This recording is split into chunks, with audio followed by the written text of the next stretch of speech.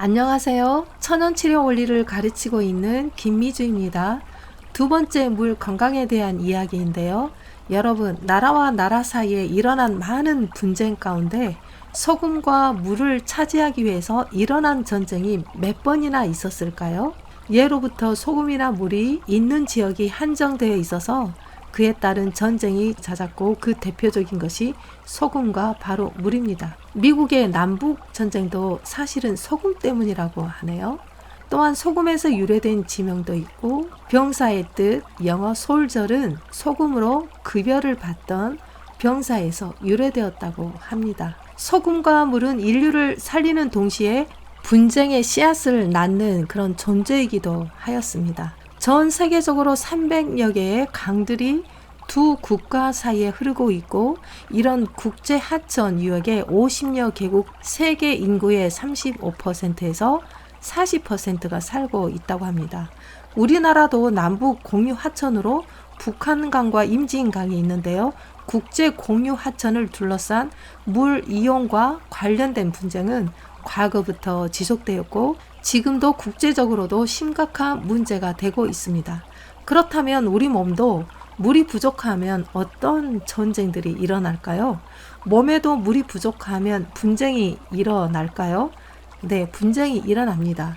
물이 부족하면 가장 먼저 혈액이 뻑뻑해집니다. 그래서 혈액순환에 그런 분쟁이 일어납니다. 혈액의 농도가 진해지면 여러분들 어떻게 될까요?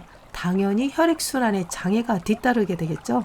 우리 세포는 산과 알칼리의 균형을 유지하고 있는 물을 요구합니다. 세포는 물 속에 둥둥 떠다닙니다. 물과 함께 혈액과 림프액이 들어있고 세포는 물을 통해서 생명 활동에 필수적인 산소와 영양분을 공급받고 있습니다. 우리 몸속에 있는 혈액 중 25%가 두뇌에 있는데요. 혈액의 4분의 1이 두뇌에 있을 때 머리가 가장 명석해지고 정신이 맑아진다고 합니다. 그런데 음식을 과식하거나 고지방, 고단백 식사를 하게 되면 그것을 소화시키기 위해서 혈액이 위장에 쏠리게 되고 뇌에 있는 혈액량 10%가 소화 에너지에 빼앗기게 됩니다. 그러면 졸리고 피곤하고 집중이 잘 안 되겠죠?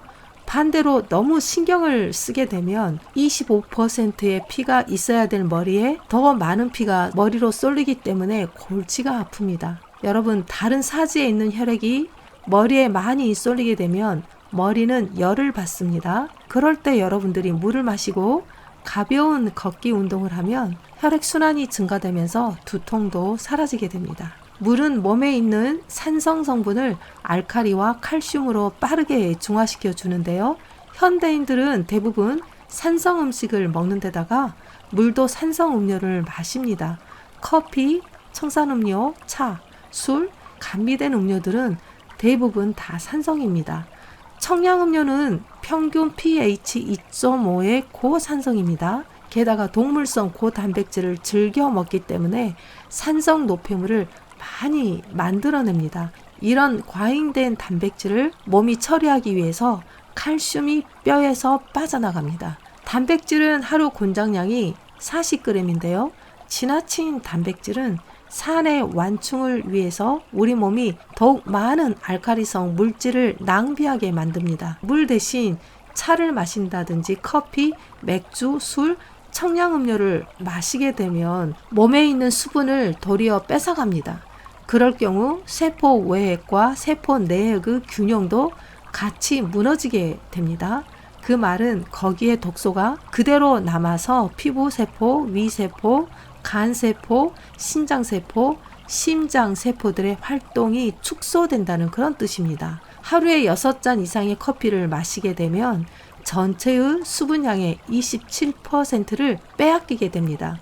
그러니까 여러분들의 몸무게가 70kg이면 하루에 1.5리터의 수분이 몸에서 빠져나간다는 셈이죠. 술과 담배는 수분 흡수를 방해하는 가장 큰 걸림돌로서 술의 알코올은 소변으로 물을 끌어내서 탈수를 조장시키고 담배 연기는 호흡기의 수분을 증가시킵니다. 과음이나 숙취 그리고 담배로 기침이 심한 사람은 특히 물을 더 마실 필요가 있습니다. 또 소금 섭취를 많이 하는 우리 한국인들 그리고 고혈압 환자분들도 물을 자주 마셔줘야 합니다. 소금이 있는 곳에 물이 쫓아가기 때문에 세포는 짠 물을 절대로 받아주지 않습니다. 짠 것이 많이 들어가면 나가지 못하니까 혈관의 압력이 높아지게 되고 혈압이 당연히 올라가겠죠. 너무 짜게 먹으면 물이 혈관 속에 남아있지 못하고 짠물이 세포 바깥의 물을 채우기 때문에 통통 붓는 그런 부종 현상이 일어납니다. 부종은 세포 바깥에 물이 차 있을 때 나타나는 현상입니다. 세포에 물이 부족하면 세포가 짜증을 냅니다. 당뇨 환자들이 당이 떨어지면 성격이 난폭해지는데요. 이것은 인슐린의 문제만은 아닙니다. 인슐린은 물을 굉장히 좋아합니다. 당뇨도 당과 함께 세포의 물을 잃게 되고 세포 내의 귀중한 미네랄도 함께 잃어버리게 됩니다. 그래서 당뇨병 환자들은 세포들의 에너지 생산이 잘 되지 않기 때문에 빨리 피로를 느끼고 또 감정에도 이상이 올 수가 있습니다. 물은 어떻게 마시는 것이 가장 좋을까요? 물은 기상 직후에 마시는 것이 가장 좋습니다. 아침에 일어나자마자 따뜻한 물을 마시면 밤새도록 이완되어 있던 위장과 대장의 움직임을 자극해 줍니다. 또 밤새 내내 건조한 목, 코, 기관지, 눈, 입의 점막을 촉촉하게 적셔주면서 저항력을 높여줍니다.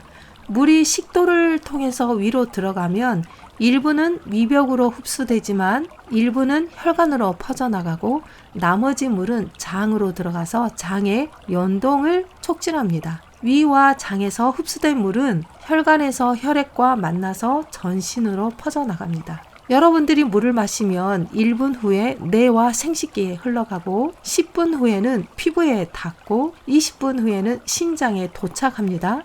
혈액의 주 성분을 이룬 물은 산소와 영양분을 세포에 공급하고 노폐물이나 독소는 몸 밖으로 배출해 줍니다. 그런데 여러분, 물이 가장 많이 들어가는 곳은 어디일까요? 혈관의 길이가 가장 기니까 혈관으로 물이 제일 많이 가는 걸까요? 사실은 혈관보다 세포에 물이 더 많이 들어갑니다. 10%의 물이 혈관으로 들어가고 24%의 물이 세포로 들어갑니다. 우리 모두는 물에서 태어났고 늙으면 수분이 50%까지 줄어듭니다. 물로 치료할 수 있는 질병도 아주 많이 있습니다. 물은 몸 밖과 몸 안을 다 치료할 수 있습니다. 몸 밖을 통해서 치료할 수 있는 것을 수치료라고 하는데요. 미국에는 여러 곳 있습니다. 저도 그런 기관에서 몇 년 일을 했는데요. 물로 많은 병이 치료된 것을 보고 깜짝 놀랐습니다. 기회가 되면 수치료에 대해서도 나누도록 하겠습니다. 여러분, 물은 똑같은 물이지만 H2O 그 물이 얼마만큼 에너지를 받고 있느냐에 따라서 그 물의 상태가 완전히 달라집니다. 에너지를 많이 주면 물이 기체의 수증기가 되고 에너지를 점점 떨어뜨리면 액체가 되고 더 식히면 고체가 됩니다. 기체는 움직이는 속도가 굉장히 빠르잖아요. 똑같은 물이지만 에너지에 따라서 물의 양식이 달라집니다. 물은 모든 것을 녹이고 피해가고 살립니다. 물이면 섞일 수 있는데 덩어리는 섞이지 않습니다. 완고하고 굳은 우리 몸을 물이 들어가면 이렇게 유연하게 해줍니다. 물은 결국 우리 몸에 들어오면 생명을 작동하게 하는 그런 에너지원이 됩니다. 모든 에너지는 파동과 웨이브인데요. 물이 깨끗할 때는 좋은 파장이 나오고 물이 오염이 되면 나쁜 파장이 나옵니다. 여러분들이 먹고 있는 그런 음식들 가운데에도 수분이 많이 포함되어 있잖아요. 특별히 야채나 과일은 거의 90%가 수분입니다. 그런 좋은 식물에서 나오는 물에서는 정상적인 생명체가 잘 만들어집니다. 그렇지만 좋지 않은 음식을 먹을 때 있는 그 수분 안에서는 정상적인 생명체가 잘 만들지 못합니다. 엄마가 임신을 하면 태교를 하잖아요. 좋은 음악 듣고 좋은 생각하고 건전한 마음을 가질 때 그 정보가 양수 속에 입력이 되고 또 좋은 음식을 먹으면 그 물의 파장이 아이에게 좋은 영향을 미치게 됩니다. 그러나 아무리 임신할 때 태교를 잘 하더라도 결국 음식을 잘못 먹거나 생각이 좋지 않으면 아무 소용이 없는 것입니다. 생명은 하나님께로부터 창조되었습니다. 성경은 물을 생명수라고 하는데요. 생명수가 제대로 생명을 창조할 능력이 있으려면 물속에 좋은 파장이 들어가야 하는 것입니다. 인간은 생명을 창조하는 힘과 능력은 없지만 그 생명을 소중하고 건강하게 유지할 수 있는 능력은 우리에게 있습니다. 자, 다음 시간에는 소금에 대한 강의를 하겠습니다.